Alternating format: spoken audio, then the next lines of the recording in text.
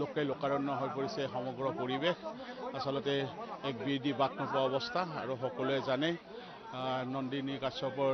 অভিনেত্ৰী নন্দিনী কাশ্যপৰ গাড়ীৰ খুন্দাত আৰু শোকাবহভাৱে আচলতে তেওঁৰ মৃত্যু ঘটিল আৰু তাৰ পিছতে মৃতদেহ ইতিমধ্যে লৈ অহা হৈছে কৃষ্ণই সমগ্ৰ পৰিৱেশ দেখুৱাই আছে মই এটা কথা ইতিমধ্যে প্ৰকাশ কৰিছোঁ যে এগৰাকী খুব প্ৰতিভাৱান যুৱক আছিল আৰু তেওঁ বিভিন্ন ধৰণৰ ইলেক্ট্ৰিক তেওঁ যিহেতু পলিটেকনিকৰ ইলেক্ট্ৰনিক বিভাগত তেওঁ কাম কৰিছিল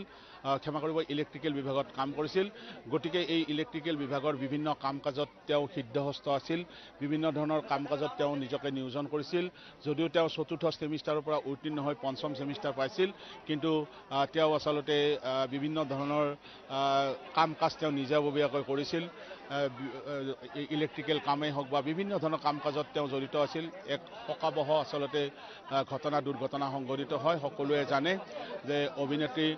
নন্দিনী কাশ্যপৰ গাড়ীৰ খুন্দা শোকাবহভাৱে ইতিমধ্যে মৃত্যু হৈছে আৰু বিভিন্ন বিতৰ্ক হৈছে ইয়াক লৈ কাৰণ নন্দিনী কাশ্যপে অভিনেত্ৰী নন্দিনী কাশ্যপে এদিনো খবৰ নল'লে আৰু ইয়াক লৈ যথেষ্ট বিতৰ্কৰ সৃষ্টি হৈছে আৰু আইনৰ সুৰুঙাই দি তেওঁ হাৰি যাব নেকি তেনেকুৱা ধৰণৰ প্ৰশ্ন উত্থাপন হৈছে আৰু তাৰ মাজতে আহি মৃতদেহ ইতিমধ্যে যি মুগদীৰ সোণাপুৰৰ যি বাসভৱন সেই বাসভৱনত ইতিমধ্যে মৃতদেহ লৈ অহা হৈছে ঘৰত কান্দোনৰ ৰোল পিতৃ মাতৃ আত্মীয় সকলো আচলতে কান্দোনত ভাগি পৰিছে আমি পোনপটীয়াভাৱে দেখুৱাবলৈ চেষ্টা কৰিছোঁ ইতিমধ্যে মৃতদেহ আহি পাইছে এক শোকাকুল পৰিৱেশ দেখিবলৈ পাইছে মৃতদেহ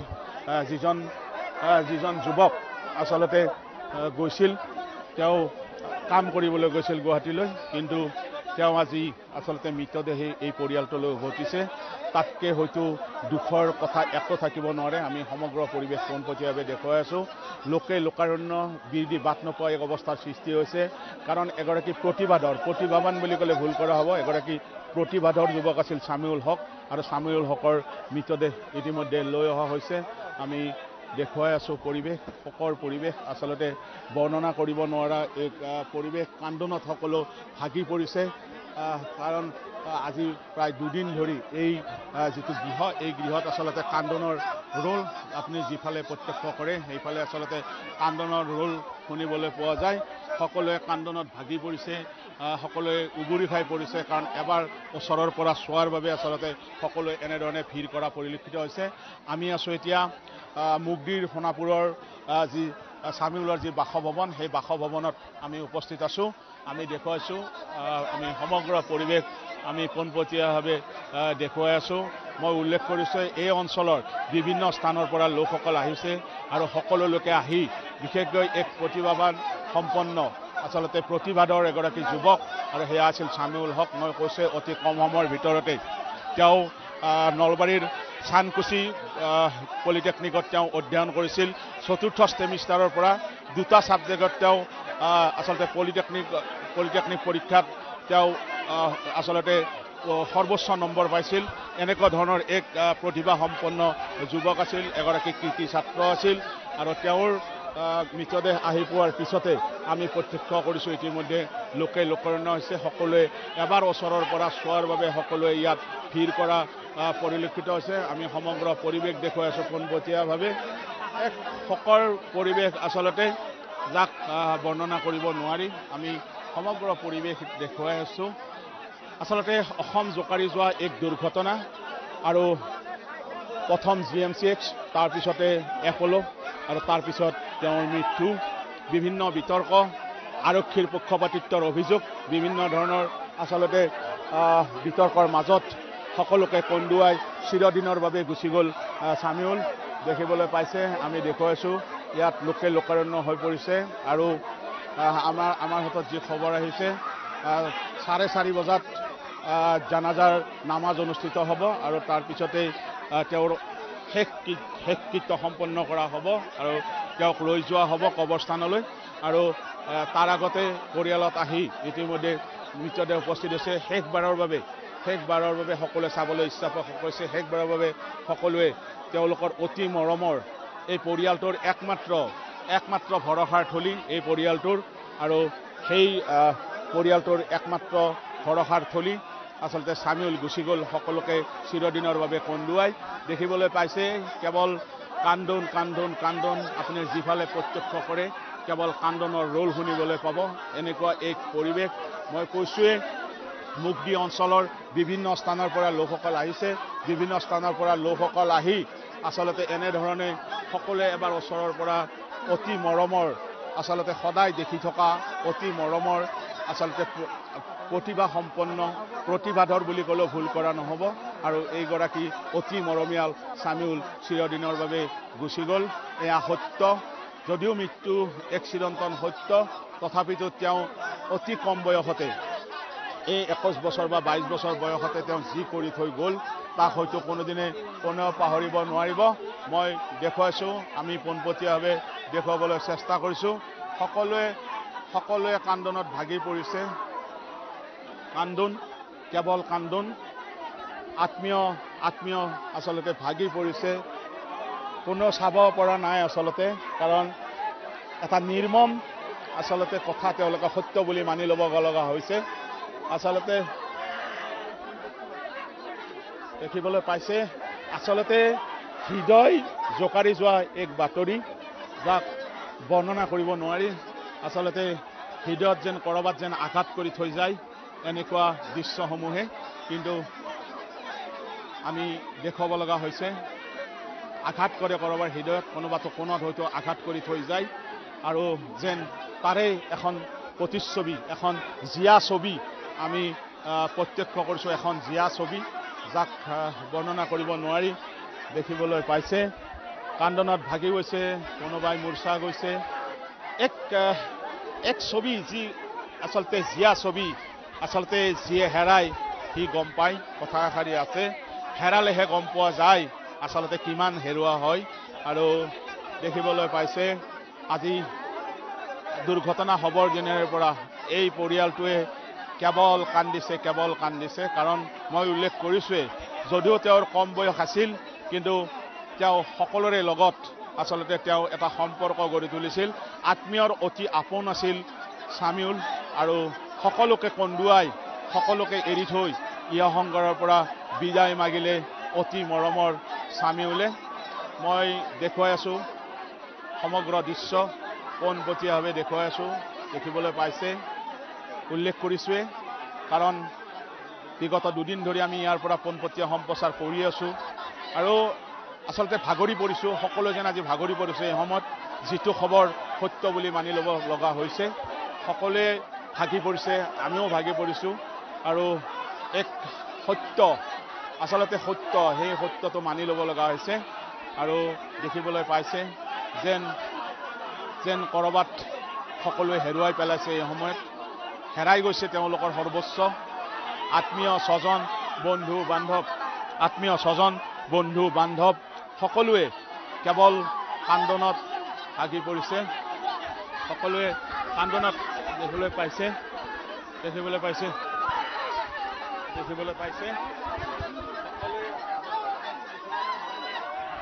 সকলোৱে কান্দোনত ভাগি পৰিছে মই কৈছোৱেই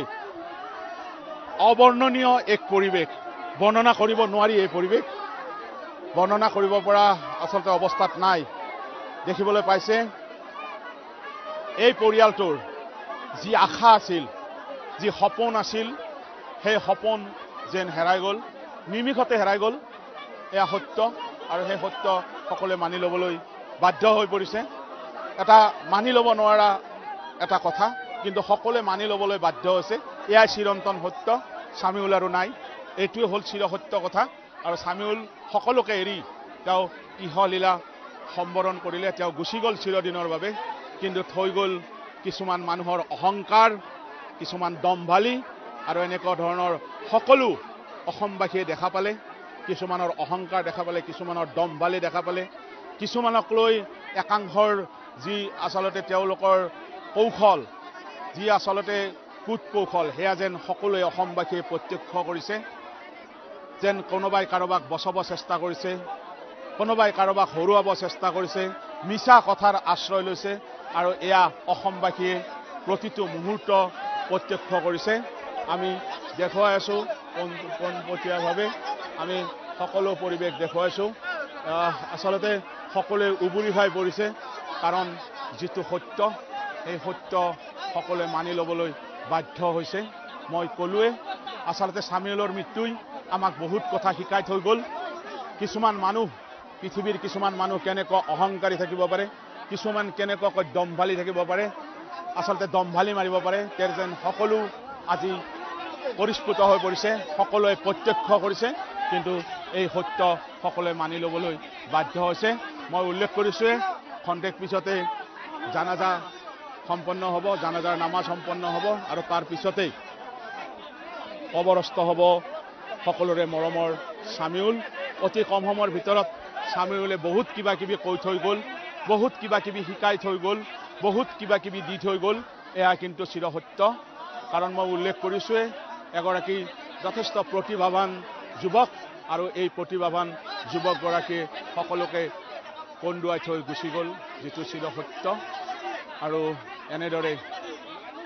মুগদীৰ নলবাৰী জিলাৰ মুকালমৰ সমীপৰ মুগদীৰ সোণাপুৰত এয়া এক পৰিৱেশ দেখিবলৈ পাইছে কেৱল ক্ষোভ উজাৰিছে একাংশৰ আচলতে একাংশ লোকৰ বাবে আচলতে এনেকুৱা ধৰণৰ এক পৰিৱেশ আমি দেখুৱাই আছোঁ আমি দেখুৱাবলৈ চেষ্টা কৰিছোঁ আমি আনফাললৈ যাবলৈ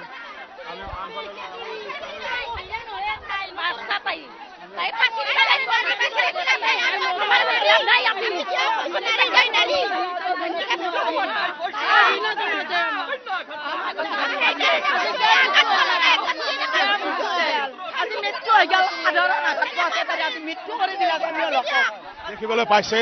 সকলোৱে ফাঁচি বিচাৰিছে সকলোৱে ফাঁচি বিচাৰিছে সকলোৱে এয়া হ'ল এক নিৰ্মম সত্য এয়া আমি আছো আমি দেখুৱাইছোঁ আমি পোনপটীয়াভাৱে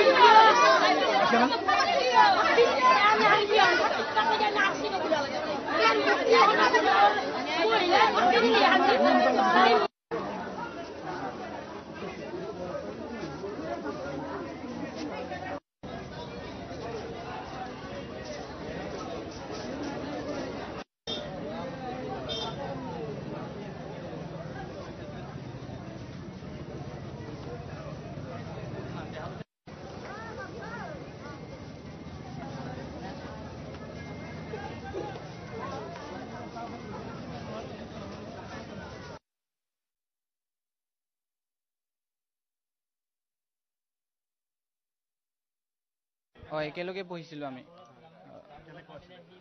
বহুত ভাল ল'ৰা আছিলে আৰু আমাৰ লগত বহুত ভাল বন্ধু আছিলে পাৰ্ট চেমৰ পৰা আমি ফ'ৰ্থ চেমলৈ তেওঁক পাইছিলোঁ আৰু বেয়া লাগিছে আজি এনেকুৱা অৱস্থাত ইয়াক পালোগে তো মই মাজুলীৰ পৰা কালি সন্ধিয়াই মই খবৰটো পাইছিলোঁ সন্ধিয়া মানে মই থাকিব নোৱাৰি ৰাতিয়ে মই বাছত যেনেকৈ হ'লেও আহিছোঁ আহি পিনি আজি ইয়াত উপস্থিত হৈছোঁ হয় শাস্তিটো বিচাৰোঁৱে আমি আৰু যিমান মই কি কওঁ কি নকওঁ এনেকুৱা অৱস্থা হৈছোঁ মানে কি ক'ম আৰু আপোনালোকক স্বামীৰ লগৰ এজন ভাল বন্ধু আছিলোঁ যেতিয়া আমাৰ কলেজ ষ্টাৰ্ট হৈছিলে তেতিয়াৰ পৰা একদম প্ৰথমৰ পৰা লগ পাইছোঁ তাক তাৰপাছত সি মোক ঘৰৰ পৰা সিয়ে মানে কলেজলৈকে লৈ গৈছিল তাৰ গাড়ীতে গৈছিলোঁ সি ল'ৰাজন পঢ়াত একদম মেধাৱী ল'ৰা আছিলে আৰু কি বুলি কয় পঢ়া শুনাত মানে আৰু কি বুলি কয় এনেও ইলেক্ট্ৰিকেল ইঞ্জিনিয়াৰ হয় আমি এইবিলাক ইলেক্ট্ৰিকেল কাম বা কিবা যন্ত্ৰৰ কাম এইবিলাক সিহঁতে একদম মানে সি মানে এক্সপাৰ্ট আছিলে আৰু মানে যিকোনো কাম নহওক সি মানে ধুনীয়াকৈ এইবিলাক কৰিব পাৰে আৰু সেই মানে অলপ গোটেই আমাৰ ডিপাৰ্টমেণ্টৰ একদম মানে সি মানে একদম টপ 1ত আছিলে আৰু মানে আমাক ন্যায় লাগে আৰু যাতে এজনী মাকৰ বুকুৰ পৰা লৈ গ'ল, আমাৰ এজন বন্ধু লৈ গ'ল, আমাক লাগে ন্যায় লাগে, এটা শাস্তি হ'ব লাগে যাতে কি আমাৰ লগতো এনেকুৱা নহয়, কাৰো লগত এনেকুৱা নহয়। মোৰো ঘৰৰ এজনে ল'ৰা, মোৰ যদি আজি এনেকুৱা হ'লে মোৰ মা দেউতাৰ কি হ'লে, এতিয়া তেওঁৰ মা দেউতাক কেনেকৈ চাব, তাক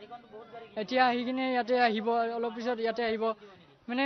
মাকে কেনেকৈ চাব, দেউতাকে কেনেকৈ চাব, আমি কেনেকৈ চাম, মানে ভাবিব পৰা নাই। এতিয়া আমাক ন্যায় লাগে, তাই সঠিক শাস্তি পাব লাগে, সেইটোৱে আৰু মোৰ। হয়,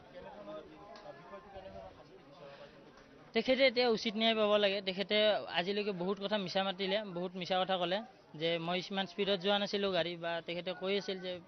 তেখেতে খবৰ ল'ব যোৱা নাই, খবৰ ল'ব যাম বুলি কৈ কিন্তু খবৰ ল'ব নগ'লে। এইটো এটা ভুল কাম কৰিছে। এক্সিডেণ্ট হয়, এইটো আমিও ক'ব পাৰোঁ, আমিও গাড়ী চলাওঁ বা কোনোবাই চলে,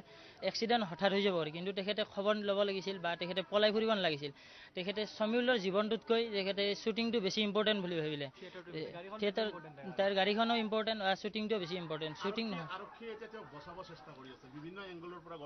হয়, আৰক্ষীলৈ মুখ্যমন্ত্ৰীলৈকে আমাৰ আহ্বান আছে যে তেখেতে উচিত ন্যায় পাব লাগে, সেইখিনিয়ে আৰু। তেখেতে এতিয়া কালি কৈছে যে গ্ৰেপ্তাৰ কৰিছে তেখেতক, তেখেতে উচিত সোনকালে মানে উচিত ন্যায় পাব লাগে, আমি ন্যায় পাব লাগে। আমাৰ বন্ধু আঁতৰি গ'ল আমাৰ মাজৰ পৰা, আমি এতিয়া বহুত ভাল বন্ধু আছিল। আমাৰ কলেজত ক'ব গ'লে চবেই চিনি পায় যে সমীউল বোলে কোনো এজন ল'ৰাই ক'ব নোৱাৰে যে সমীউল এজন বেয়া, কোনো এজন ল'ৰাই ক'ব নোৱাৰে, চিনি নোপোৱা ল'ৰা নাছিল। আকৌ সি যদি আহি কিনে কাম কৰে, ইলেক্ট্ৰিকেলৰ কাম কৰে, সি নিজৰ উপাৰ্জন নিজে খৰচ কৰিছিল। মোকো কয় যে বংকিম ক'ৰবাত কাম থাকিলে ক'বা, মই বোলো হ'ব দিয়া বংকিম, সেই সমীউল কম দিয়া তোমাক, একেলগে আমি লগ হৈ কিনে কৰিম। ৱেৰিঙৰ কাম কৰিছিল, সেনেকৈ বহুত দিন মইতো একেলগে যাওঁ সিয়াৰ লগত, মই এইফালে যাওঁ, মোৰ বৰপেটাত ঘৰ, তো মই সিয়াৰ লগত একেলগে যাওঁ। সি মোক মুগদী চকত পৰা আনিব যায়, মই যেতিয়া মোৰ দেৰি হয় কলেজ যোৱাত, সি আনিব যায় মোক তালৈকে। কিন্তু আজি সেনেকুৱা সমীউল বন্ধু আমি নাপাম আৰু। কিন্তু নন্দিনী কাশ্যপে যিখিনি ভাষ্য দিছিল, ইমান মানে তাই বহুত মিছা কথা মাতিলে, তো আমি সেইটো উচিত ন্যায় বিচাৰোঁ। আমাৰ মুখ্যমন্ত্ৰীক আহ্বান কৰা হৈছে যে তেখেতে উচিত ন্যায় পাব লাগে। DGP ছাৰকো আমি উচিত ন্যায় বিচাৰিছোঁ যে তেখেতে নন্দিনী কাশ্যপে সোনকালে শাস্তি পাব লাগে, সেইটোৱে।